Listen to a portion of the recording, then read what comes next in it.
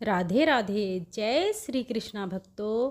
मैं हूँ रीना और आप सभी का हमारे चैनल सुविचार विद रीना में हार्दिक स्वागत है। आज आप सुनेंगे ज्येष्ठ मास महात्म्य का अध्याय 2। आज के अध्याय में आप जानेंगे श्री कृष्ण साम संवाद तथा भगवान सूर्य नारायण की पूजन विधि का वर्णन। राजा सतनिक के ने कहा, ब्राह्मण श्रेष्ठ भगवान सूर्य नारायण का महात्म्य सुनते सुनते मुझे तृप्ति नहीं हो रही है, इसलिए सप्तमी कल्प का आप फिर से कुछ और विस्तार से वर्णन करें।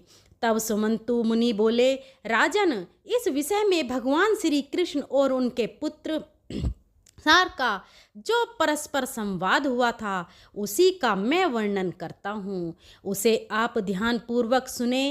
एक समय सामने अपने पिता भगवान श्री कृष्ण से पूछा, पिताजी, मनुष्य संसार में जन्म ग्रहण कर कौन सा कर्म करे जिससे उसे दुख ना हो और मनोवांछित फलों की प्राप्ति करके वह स्वर्ग प्राप्त करे तथा मुक्ति भी प्राप्त करे? इन सब का आप वर्णन करें। मेरा मन इस संसार में अनेक प्रकार की आदि व्याधियों को देखकर अत्यंत ही उदास हो रहा है। मुझे क्षण मात्र भी जीने की इच्छा नहीं होती, इसलिए आप कृपा कर ऐसा उपाय बताएं कि जितने दिन भी इस संसार में आप जाएं, यह आदि व्याधियां पीड़ित ना कर सके और फिर इस संसार में जन्म ना हो, अर्थात मोक्ष की प्राप्ति हो जाए। तब भगवान श्री कृष्ण कहने लगे, वत्स, देवताओं के प्रसाद से, उनके अनुग्रह से तथा उनकी आराधना करने से यह सब कुछ प्राप्त हो सकता है। देवताओं की आराधना ही परम उपाय है। देवता अनुमान और आगम प्रमाणों से सिद्ध होते हैं। विशिष्ट पुरुष विशिष्ट देवता की आराधना करे तो वह विशिष्ट फल प्राप्त कर सकता है। यह सुनकर साम ने कहा, महाराज, प्रथम तो देवताओं के अस्तित्व में ही संदेह है। कुछ लोग कहते हैं देवता हैं और कुछ कहते हैं कि देवता है ही नहीं। फिर विशिष्ट देवता किन्हें समझा जाए? तब भगवान श्री कृष्ण बोले, वत्स, आगम से, यह अनुमान से और प्रत्यक्ष से देवताओं का होना सिद्ध होता है। सांप ने कहा, यदि देवता प्रत्यक्ष सिद्ध हो सकते हैं तो फिर उनके साधन के लिए अनुमान और आगम परिणाम की कुछ भी अपेक्षा नहीं है। श्री कृष्ण भगवान बोले, वत्स, सभी देवता प्रत्यक्ष नहीं होते। शास्त्र और अनुमान से ही हजारों देवताओं का होना सिद्ध होता है। साम ने कहा, पिताजी, जो देवता प्रत्यक्ष हैं और विशिष्ट एवं अभिष्ट फलों को देने वाले हैं, पहले आप उन्हीं का वर्णन करें। अनंतर शास्त्र तथा अनुमान से सिद्ध होने वाले देवताओं का वर्णन करें। तब भगवान श्री कृष्ण ने कहा, प्रत्यक्ष देवता तो संसार के नेत्र स्वरूप भगवान श्री सूर्य नारायण ही हैं। इनसे बढ़कर दूसरा कोई देवता नहीं है। संपूर्ण जगत इन्हीं से उत्पन्न हुआ है और अंत में इन्हीं में विलीन भी हो जाएगा। सत्य आदि युगों और काल की गणना इन्हीं से सिद्ध होती है। ग्रह, नक्षत्र, योग, करण, राशि, आदित्य, वसु, रुद्र, वायु, अग्नि, अश्वनी, कुमार, इंद्र, प्रजापति, दिशाएं, भू, भुवः, स्वः, ये सभी लोक एवं पर्वत, नदी, समुद्र, नाग तथा संपूर्ण भूत ग्राम की उत्पत्ति के एकमात्र हेतु भगवान श्री सूर्य नारायण ही हैं। यह संपूर्ण चराचर जगत इनकी ही इच्छा से उत्पन्न हुआ है। इनकी ही इच्छा स्थित है और सभी इनकी ही इच्छा से अपने अपने व्यवहार में प्रवृत्त होते हैं। इन्हीं के अनुग्रह से यह सारा संसार प्रयत्नशील दिखाई देता है। श्री सूर्य नारायण भगवान के उदय के साथ जगत का उदय और उनके अस्त होने के साथ ही जगत अस्त होता है। इनसे अधिक ना कोई देवता हुआ है और ना ही होगा। वेद आदि शास्त्रों तथा इतिहास आदि पुराणों में इनका परमात्मा, अंतरात्मा आदि शब्दों से प्रतिपादन किया गया है। यह सर्वत्र व्याप्त है। इनके संपूर्ण गुणों और प्रभावों का वर्णन 100 वर्षों में भी नहीं किया जा सकता। इसलिए दिवाकर गुणाकर सबके स्वामी, सबके सृष्टा और सबके संहार करने वाले भी यही कहे गए हैं।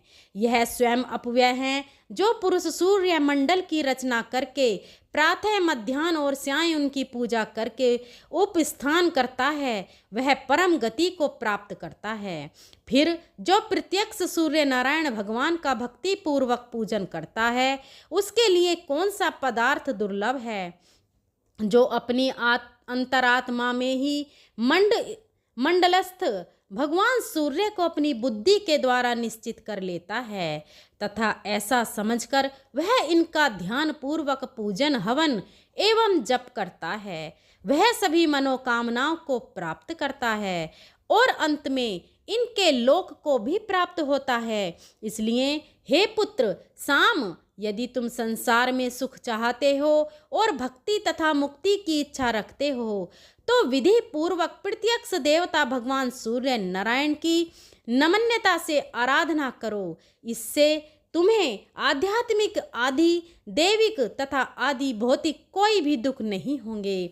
जो सूर्य नारायण भगवान की शरण में जाते हैं उनको किसी प्रकार का भय नहीं होता है और उन्हें इस लोक तथा परलोक में शाश्वत सुख की प्राप्ति होती है। स्वयं मैंने भगवान सूर्य की बहुत काल तक यथाविधि आराधना की है। उन्हीं की कृपा से यह दिव्य ज्ञान भी मुझे प्राप्त हुआ है।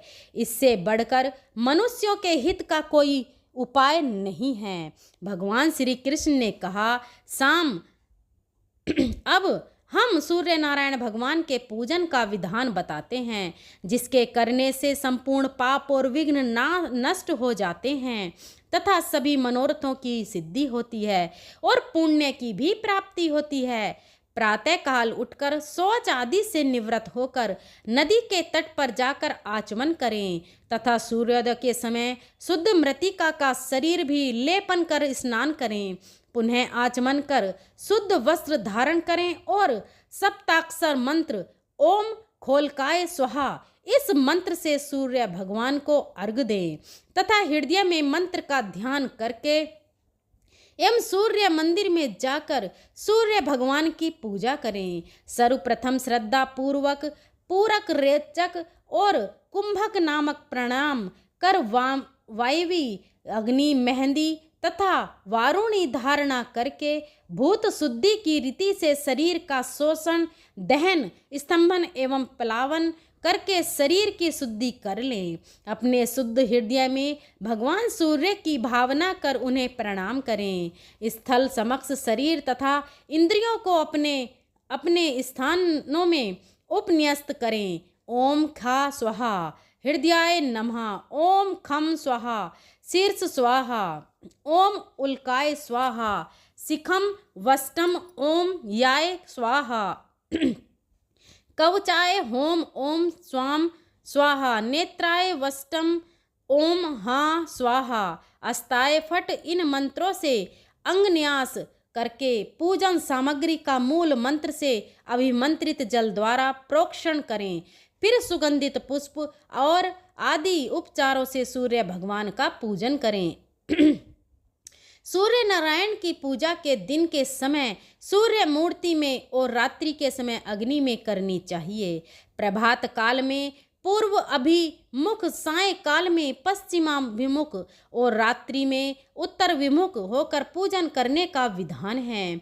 ओम खोलकाय स्वाहा इस सप्ताक्षर मूल मंत्र से सूर्य मंडल के बीच षटदल कमल का ध्यान कर उसके मध्य में सहस्त्र किरणों से देदीयान भगवान सूर्य नारायण की मूर्ति का ध्यान करें।